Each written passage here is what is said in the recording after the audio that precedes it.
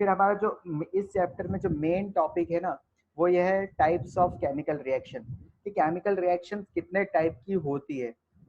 ठीक है, तो बेसिक फर्स्ट हम देख लेते हैं कि कितने टाइप की होती है। तो केमिकल रिएक्शंस होती है 4 टाइप्स की, 4 और 5 टाइप्स की। तो पहली होती है कॉम्बिनेशन रिएक्शन। ये आपको नाम नए नए नहीं लगेंगे, जो पहला पढ़ रहा है, जैसे वैष्णवी पहली बार पढ़ रही है तो आपको नए लग सकते हैं, अदरवाइज बाकी सबने तो ये यूज टू हो गए होंगे इस नाम से। First one is combination reaction. ठीक है, यहाँ पर मैं हमारा हाईलाइटर यूज कर लेता हूँ। Okay, first one is combination reaction. ठीक है, second one is decomposition reaction. Third one is displacement reaction. Fourth one is double displacement reaction. Fifth one is oxidation and reduction, इसको हम बोलते हैं रिडॉक्स रिएक्शन। ठीक है, ऑक्सीडेशन रिडक्शन अगर combinedly एक रिएक्शन में हो रही है तो इसको बोलते हैं हम रिडॉक्स रिएक्शन। यहाँ रिडॉक्स की एक्चुअली थोड़ी सी स्पेलिंग मिस्टेक हो गई है। ओके, यहाँ रीडॉक्स है, यहाँ डी एक्चुअली यहाँ पर मैं लिखना भूल गया हूँ। ओके, तो ये 5 टाइप की रिएक्शन होती है और यही हमको थोड़ा सा डिटेल में देखना है, तो हम स्टार्ट करते हैं। ठीक है, कॉम्बिनेशन रिएक्शन में क्या होता है पहले आप देख लो। पहला रिएक्शन हम पढ़ जा रहे हैं, ए। ठीक है, रिएक्ट करता है बी के साथ।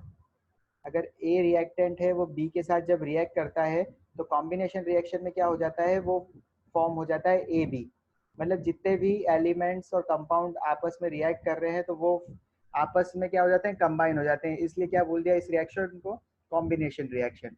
ठीक है, अब यहाँ पर इसकी डेफिनेशन हम देख लेते हैं। मैंने आपको किस फॉर्म में बताया, ए बी की फॉर्म में।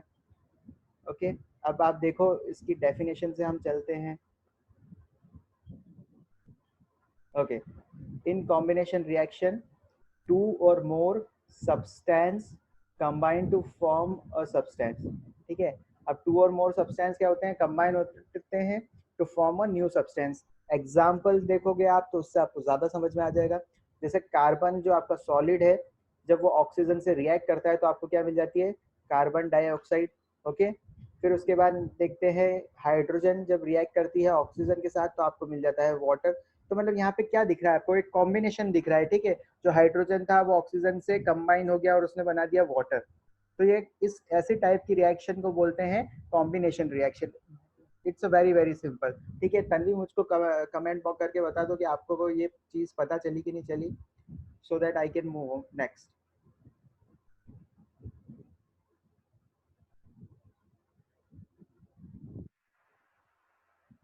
ओके, ठीक है, नेक्स्ट नेक्स्ट पॉइंट हम देखते हैं। ओके, इसके बाद है डीकम्पोजिशन रिएक्शन।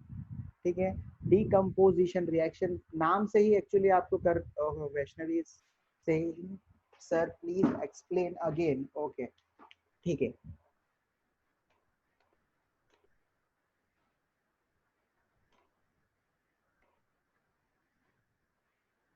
ठीक है, अब जैसे कॉम्बिनेशन रिएक्शन, ठीक है, हम टाइप्स ऑफ रिएक्शन में पहली रिएक्शन पढ़ रहे हैं, combination reaction.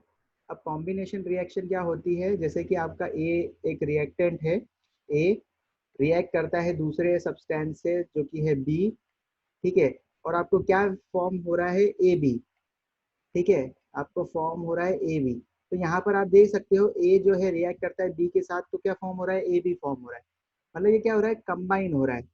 As if example में आप देखो वैष्णवी, एग्जाम्पल यहाँ पर कि कार्बन है। ठीक है, ऑक्सीजन से जब रिएक्ट कर रहा है तो ऑक्सीजन कार्बन के ऐड हो गई है यहाँ पर, मतलब ये दोनों मिक्स हो गए, कंबाइन हो गए। ठीक है, तो यहाँ बन गया कार्बन डाइऑक्साइड। उसके बाद जैसे हम नीचे वाली देखोगे कि H2 है, जब वो O2 से रिएक्ट करती है तब क्या बन जाती है, H2O, वाटर बन जा रहा है यहाँ पर। तो जितने भी सब्सटेंस हैं वो आपस में कंबाइन हो जा रहे हैं, तो इस ऐसी रिएक्शन को बोलते हैं combination reaction. Is that clear now?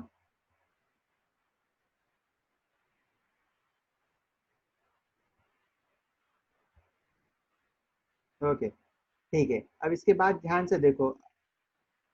अब हम देखने जा रहे हैं डीकम्पोजिशन रिएक्शन। डीकम्पोजिशन, आप वर्डिंग्स पे जाओ। ठीक है, पहला था कॉम्बिनेशन रिएक्शन जिसमें कंबाइन हो रहे थे सब्सटेंस। अब डीकम्पोजिशन में क्या होंगे, डीकम्पोज होंगे। कैसे होंगे, तो आप नीचे पहले देख लो। जैसे कि कोई कंपाउंड है, सब्सटेंस है, कंपाउंड है, जो भी है, हम बोलेंगे सब्सटेंस। ठीक है, अब जैसे सब्सटेंस है आपका ए बी, अगर ए बी को आपने क्या कर दिया, हीट कर दिया, यहाँ हीट का सिंबल देख लेना क्योंकि हीट का सिंबल अभी तक बताया नहीं। ऐसा जो आप ट्राइंगल बना देते हो इसका मतलब है कि ए बी कंपाउंड को, ए बी जो सब्सटेंस है आपका उसको आप हीट कर रहे हो। जब आप इस चीज को हीट करते हो इस सब्सटेंस को, तो ये सब्सटेंस क्या होता है, ए अलग हो जाता है और बी अलग हो जाता है। ठीक है, तो ऐसी रिएक्शन अगर हो रही है जिसमें क्या हो रहा है कि ए बी जो है ब्रेक होके क्या हो रहा है, ए और बी की फॉर्म में अगर चेंज हो जा रहा है, अलग अलग एलिमेंट या फिर अलग अलग कंपाउंड में चेंज हो जा रहा है, जैसे कि यहाँ ए बी जो है वो ब्रेक होके ए अलग हो गया और बी अलग हो गया, तो ये क्या हुआ है, डीकम्पोज हुआ है, मतलब कि ब्रेक हो गया है। ठीक है, तो ऐसी रिएक्शन को बोलते हैं डीकम्पोजिशन रिएक्शन। जैसे कि अब स्टार्टिंग से देखते हैं, इन अ डीकम्पोजिशन रिएक्शन क्या होता है, a single compound breaks down to produce two और मोर सिमिलर सब्सटेंस। ठीक है, जो मैंने आपको कहा कंपाउंड ब्रेक हो जाते हैं, ठीक है, सिमिलर टू और मोर सिमिलर सब्सटेंस में, तो इनको ऐसी रिएक्शंस को कहते हैं डीकम्पोजिशन। डीकम्पोजिशन में क्या हो जाते हैं, ब्रेक हो जाते हैं कंपाउंड। नेक्स्ट पॉइंट देखते हैं हम, the decomposition reaction take place when the energy is supplied in the form of heat, electricity or light। ठीक है, अगर जब आप किसी चीज को कंपाउंड को हीट करोगे या इलेक्ट्रिसिटी दोगे या लाइट दोगे, light is a form of energy. ठीक है, तो तब क्या होता है यहाँ पर, तब मतलब कि तब ये डीकम्पोजिशन रिएक्शन प्रोसीड होती है। ठीक है, समझ में आ गया।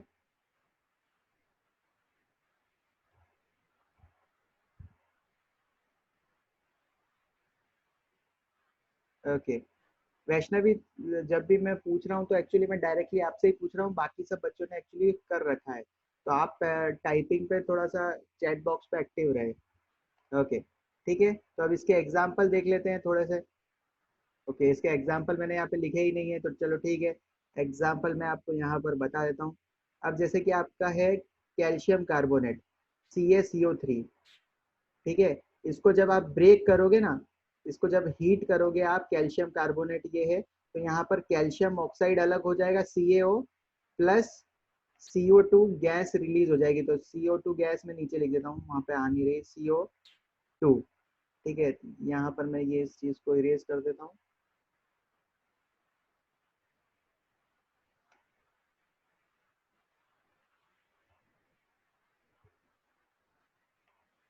ठीक है, अब जैसे कैल्शियम कार्बोनेट है, वो क्या कर रहे हैं आप, ही जब हीट दे रहे हो तो कैल्शियम ऑक्साइड CaO ये वाला प्लस CO2 रिलीज हो जा रही है, तो कैल्शियम ऑक्साइड एक कंपोनेंट, एक सब्सटेंस बन रहा है, एक कंपोनेंट, और दूसरा कंपाउंड क्या बन रहा है, CO2।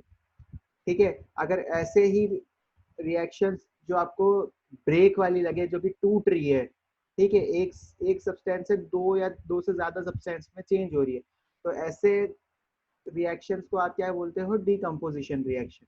ठीक है, और इसके एग्जांपल जैसे कि मैं आपको बताऊं तो डीकम्पोजिशन होता है, फेमस एग्जांपल। ओके, जैसे आपने क्या करते हो, वाटर है, अगर वाटर को आप इलेक्ट्रिसिटी प्रोवाइड कर दोगे, तो वाटर भी अपने अपने उसमें ब्रेक हो जाता है, जैसे कि आपका ये H2O है। ठीक है, इसके बाद ही हम नेक्स्ट स्लाइड वो पढ़ने जा रहे हैं, इसलिए इसका एग्जांपल आ गया, जैसे कि आपका वाटर है और यहाँ पर आपने इलेक्ट्रिसिटी प्रोवाइड कर दी, तो वाटर जो है वो किस में चेंज हो जाता है, हाइड्रोजन गैस में चेंज हो जाता है, प्लस ऑक्सीजन गैस में चेंज हो जाता है।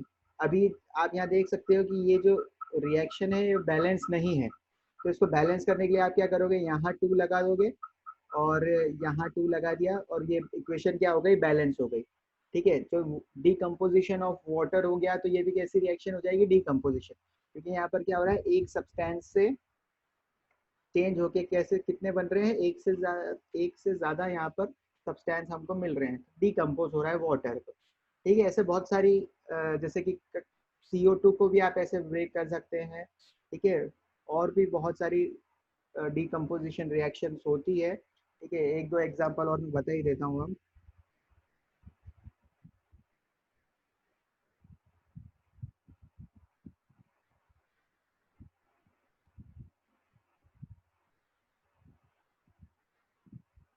जैसे कि आपका है H2O2 है, ठीक है, H2O2 भी एक अच्छा एग्जाम्पल है। उसमें भी मतलब कि H2O2 में भी हाइड्रोजन और वो आपको मिल जाती है, ब्रेक करते तो आपको मिलता है वाटर और एक अलग सब्सटेंस। तो ऐसी बहुत सारी इक्वेशंस हैं, ठीक है। नेक्स्ट अब देखते हैं इलेक्ट्रोलिसिस। नेक्स्ट जो एक टाइप ऑफ रिएक्शन, जैसे कि इलेक्ट्रोलिसिस ही मतलब किसका पार्ट है यहाँ पर, डीकम्पोजिशन रिएक्शन का। पर यहाँ पर मैंने आपको एक अलग प्रोसेस भी बता रहा हूँ कि इलेक्ट्रोलिसिस होता क्या है, ठीक है। ये कोई अलग टाइप ऑफ रिएक्शन नहीं है, लेकिन डीकम्पोजिशन ही शो करने के लिए एक इलेक्ट्रोलिसिस भी, जैसे कि मैं आपको बताता हूँ, ठीक है। अब क्या होता है electrolysis, when a substance is decomposed by passing electric current. जो मैं आपको अभी वाटर का बता रहा था वही यहाँ पर एक्सप्लेन हो रहा है कि अगर जैसे वाटर में आप इलेक्ट्रिक करंट पास करोगे, the process is called electrolysis, ठीक है। अब ये वाटर है, आपने यहाँ पर ये जो व्हाइट ब्लू कलर का आपको दिख रहा है ये वाटर है, ठीक है। अब यहाँ क्या हो रहा है, आपने करंट पास करा और ये जो दो ब्लैक कलर के आपको ये दिख रहे हैं ये इलेक्ट्रोड है। इलेक्ट्रोड क्या होते हैं, तो मतलब कि प्लेटिनम इलेक्ट्रोड हो सकते हैं। तो इलेक्ट्रोड एक तरह के कंडक्टर्स ही होते हैं, जिसमें से क्या होता है कि करंट फ्लो कर सकता है, ठीक है। तो हमने इसको स्पेशल नाम दे दिया इलेक्ट्रोड। अब इलेक्ट्रोड कौन से हो सकते हैं, तो प्लेटिनम भी हो सकता है, जिंक भी हो सकता है, ठीक है। अभी हमको इस चीज पे डिस्कस नहीं करना है। अभी सिर्फ हमको यही देखना है कि जो वाटर है, जब आपने लिक्विड फॉर्म में ये है, जब आपने यहाँ पर इसको करंट पास करा, तब क्या हुआ, तब हाइड्रोजन गैस इवॉल्व हुई और ऑक्सीजन गैस इवॉल्व हुई, ठीक है। अब आपको पता हो तो हम जैसे कि देखते हैं कि वाटर को जैसे ही आपने हीट करोगे ना, हीट थोड़ी सॉरी, यहाँ पर आप करंट देंगे ना, तो एक इलेक्ट्रोड पे पता है, एक इलेक्ट्रोड पे आपको मिलेगी हाइड्रोजन, ठीक है। और दूसरे इलेक्ट्रोड पे आपको क्या मिलेगी, ऑक्सीजन, ठीक है। ऑक्सीजन गैस इवॉल्व होगी यहाँ से इलेक्ट्रोड के पास से, ठीक है। तो यहाँ पर ये मैंने आपको बता रखा है कि इलेक्ट्रोलिसिस प्रोसेस भी क्या होता है, एक नया वर्ड भी आपको सीखने को मिल गया। और आपने यहाँ पर डीकम्पोजिशन रिएक्शन भी देख ली, ठीक है। इलेक्ट्रोलिसिस क्या होता है, when a substance is decomposed by passing electricity, ठीक है। इलेक्ट्रिक करंट को जब आप पास करोगे तब एक सब्सटेंस में से, तो इस प्रोसेस को कहते हैं इलेक्ट्रोलिसिस, ओके। और यहाँ ये जो एग्जांपल है ये वाला H2O वाला, ये किसका एग्जांपल है, डीकम्पोजिशन रिएक्शन का, ठीक है। मैं नेक्स्ट चल रहा हूँ, ओके। इसके बाद थर्मल डीकम्पोजिशन। अभी जो आपने देखा था वो कैसा डीकम्पोजिशन था, वो इलेक्ट्रिक डीकम्पोजिशन था। अब आप देखने जा रहे हो थर्मल डीकम्पोजिशन। थर्मल मतलब कि क्या कर रहे हो, यहाँ पर हीट कर रहे हो। जो कैल्शियम कार्बोनेट है, जो मैंने एग्जांपल दिया था आपको, ठीक है। When a substance decomposes on heating, अगर एक सब्सटेंस अगर टूट जाता है हीटिंग पे, तो इसको बोलते हैं थर्मल डीकम्पोजिशन। अगर हीट यूज हुई है तो थर्मल डीकम्पोजिशन। एग्जाम्पल जैसे कैल्शियम कार्बोनेट, ठीक है। ये आपको कैल्शियम कार्बोनेट दिख रहा है, जैसे ही आपने इसको हीट करा, you got calcium oxide and CO2। आपको ये दो अलग अलग कंपोनेंट मिल जाएंगे, जैसे कि ये आप देख सकते हो कैसे करना है ये प्रोसेस। तो यहाँ पर एक टेस्ट ट्यूब है, ठीक है, ये आपको दिख रही होगी यहाँ पर। यहाँ पर आपने क्या करा है, इसके अंदर कॉपर कार्बोनेट, सॉरी यहाँ पर कैल्शियम कार्बोनेट है, ठीक है। कॉपर कार्बोनेट अभी आप मत देखना, यहाँ आप समझो कैल्शियम कार्बोनेट ही है। आपने इस लेवल तक फील करा, ओके। उसके बाद क्या क्या हो रहा है, आपने उसको हीटिंग दी, ठीक है। आप यहाँ से हीट कर रहे हो, थोड़ी देर बाद यहाँ पे आपको क्या मिल जाएगा, calcium oxide plus CO2 gas आपको यहाँ पर जैसे कि जाते हुए मैंने शो करी है, ताकि आपको समझ में आ जाए कि गैस कैसे जा इवॉल्व हो रही है, ठीक है। तो यहाँ पर आपको गैस भी दिख रही होगी कि हाँ सर गैस CO2 रिलीज हो रही है, ठीक है। अब जैसे कि CaCO3 होता है, ठीक है, कैल्शियम कार्बोनेट, वैसे ही कॉपर कार्बोनेट भी ऐसे ही डिकम्पोज होता है। तो उसमें क्या मिलता है, कॉपर ऑक्साइड मिलता है और CO2 गैस रिलीज हो जाती है। तो एक और एग्जाम्पल यहाँ पर मैंने लिखा नहीं है, लेकिन यहाँ पर आप समझ सकते हो कॉपर कार्बोनेट से, ठीक है। दो चीज हो गए, दो एग्जाम्पल हो गए थर्मल डिकम्पोजिशन के, ठीक है। सिंपल सा है, डिकम्पोजिशन में क्या होता है, डिकम्पोजिशन होता है मतलब कि ब्रेक डाउन हो जाता है कंपाउंड। उसके बाद फोटोकेमिकल डिकम्पोजिशन।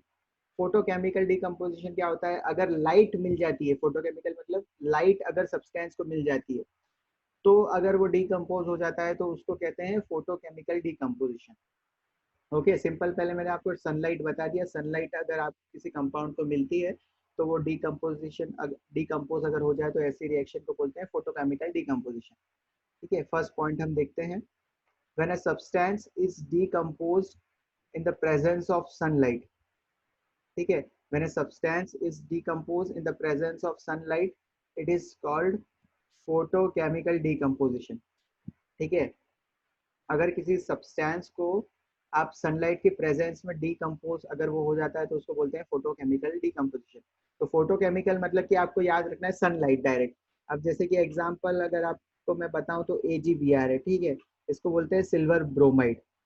ठीक है, जब आप इसको यूज करते हैं, ठीक है, और आपने इसके ऊपर सनलाइट ऐसे सनलाइट एक्चुअली इसको आपने दी, ठीक है, तो ये किसमें ब्रेक हो जाता है, आपको सिल्वर अलग मिलता है, ठीक है, ये कंपाउंड ब्रेक हो जाएगा, Ag अलग हो जाएगा, सिल्वर आपका अलग हो जाएगा और ब्रोमीन आपका अलग हो जाएगा। ठीक है, तो ये एक्चुअली एक बहुत सारी रिएक्शन है।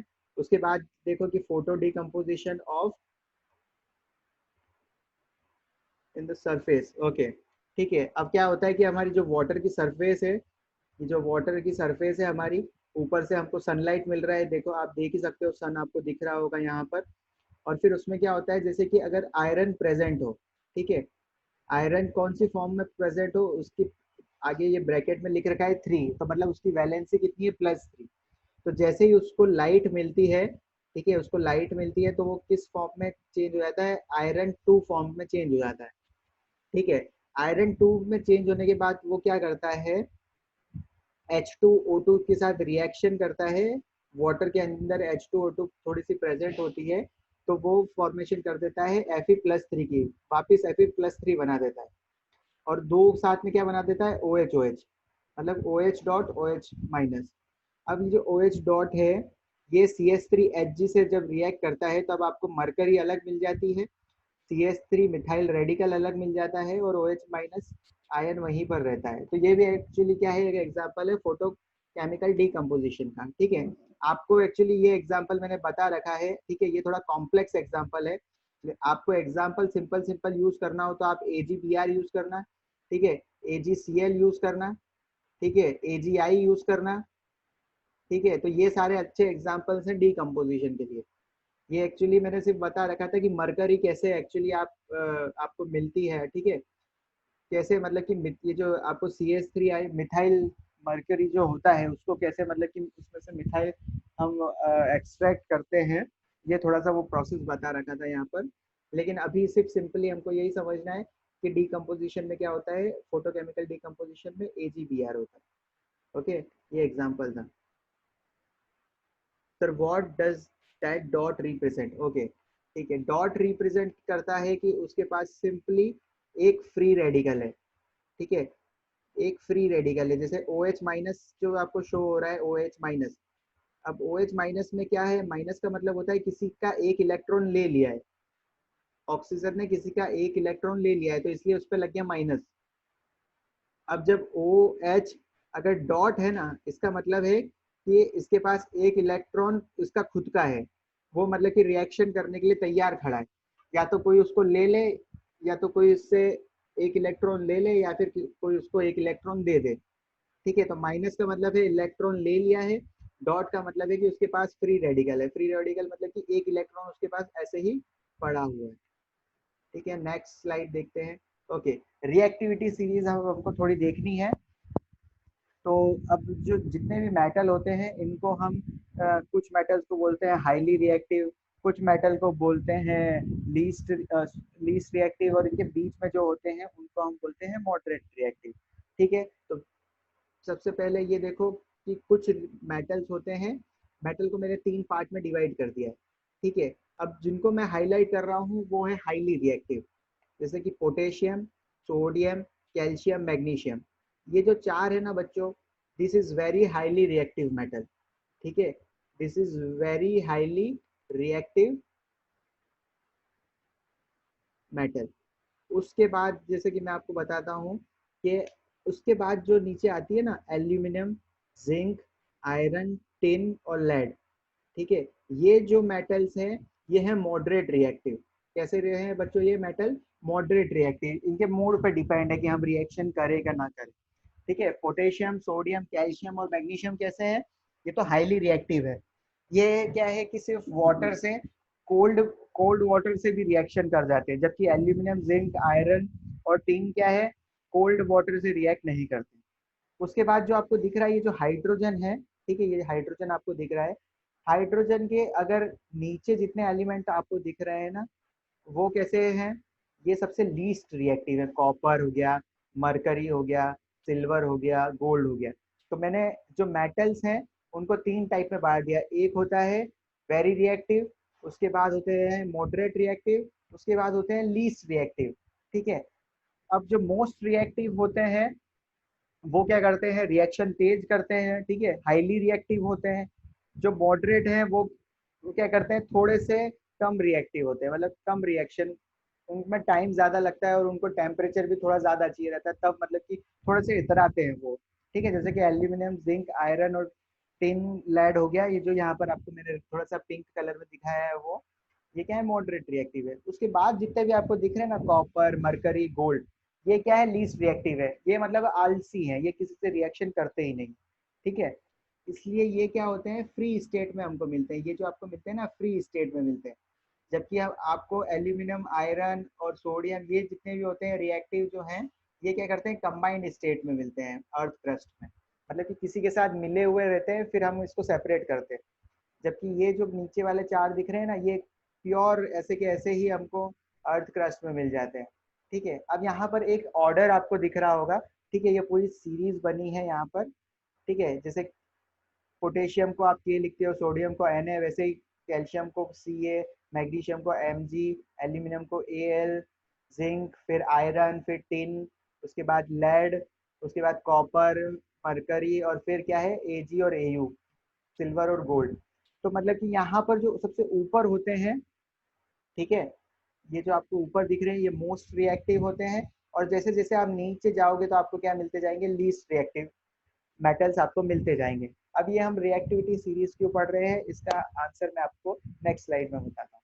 ठीक है, ये बहुत इंपॉर्टेंट है एक्चुअली रिएक्टिविटी सीरीज। इससे आपको पता पड़ेगा कि कौन किससे ज्यादा रिएक्टिव है और कौन किसको क्या करेगा, डिस्प्लेस करेगा, जो कि हमारा next topic that we are going to start.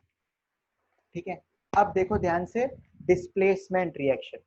ठीक है, हम क्या पढ़ने जा रहे हैं, अब डिस्प्लेसमेंट रिएक्शन। ओके, मैं थोड़ा यहाँ पे होल्ड ले लेता हूँ क्योंकि मीटिंग अभी अब हमारी ब्रेक होने वाली है। ओके, मैंने बहुत देर हो गई, आपको टाइम दिया ही नहीं। Okay, you can speak up. ठीक है, आपको एक्चुअली आप कुछ डाउट हो तो पूछो, नहीं तो हम वापस नया सेशन जब स्टार्ट हो रहा है तब हम यहाँ से डिस्प्लेसमेंट रिएक्शन से चालू करते हैं। ओके, अभी तक समझ में आया कि नहीं सबको? Yes, sir. Okay, Yes. Yes, sir. sir. Yes, sir. Yes, Yes, sir. sir. ठीक है, बहुत Yes, ही sir. ओके।